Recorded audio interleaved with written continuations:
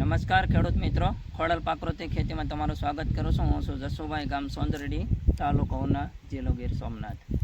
આમ તો આપણે અવારનવાર પ્રાકૃતિક ખેતીના વિડીયો બનાવતા રહેલા છીએ. આપણે 100% ગાય આધારિત પ્રાકૃતિક ખેતી કરું છું.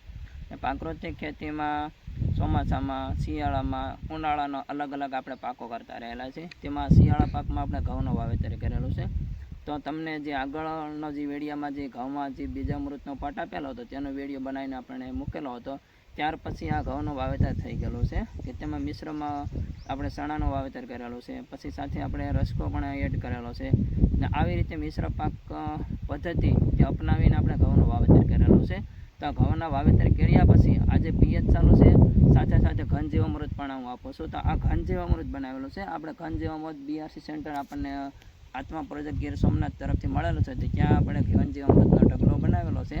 પણ આપણે ઘન જીવામૃત જો આ તમને બતાવું છું કે આ ઘન જીવામૃત બનાવેલું છે.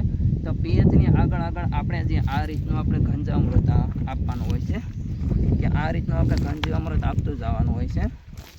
ને તેની પાછળ આપણે પિયત આપીએ છીએ કે આવી રીતે આપણે આ ઘન જીવામૃત જેમ આપણે રાસાયણિક ખાતરનો છંટકાવ કરીએ તેવી જ રીતે આપણે આ ઘન જીવામૃતનો છંટકાવ કરવાનો હોય છે. પણ તેની પાછળ આપણે છે ને પિયત આપવું પડે છે.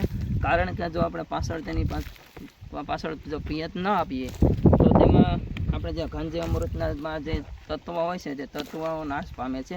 એટલા માટે તેની પાછળ પિયત આપણે જરૂરી બને છે. ત્યાર પછી તેની સાથે મેં જીવામૃત પણ બનાવેલું છે. ને જીવામૃત પણ આપણે આ સાથે આપીએ છીએ. તે પણ હાલો હું તમને બતાવું છું.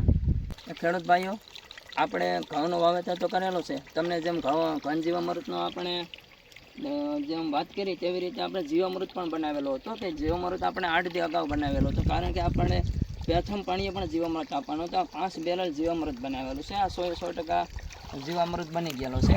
આ તમે જુઓ, આ જીવામૃત 100% બની ગયેલો છે. આ જીવામૃત પ્રથમ પાણીએ પણ આ 5 બેરલ આપણે આ 3 વીઘામાં ઘઉંનું વાવેતર કરેલું છે.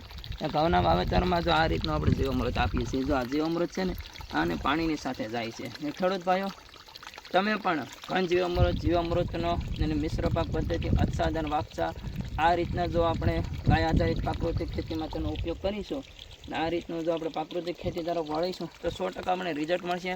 100% ફાયદો થશે. ખર્ચામાં તો પણ ઘણો ફાયદો થાય છે. સાથે સાથે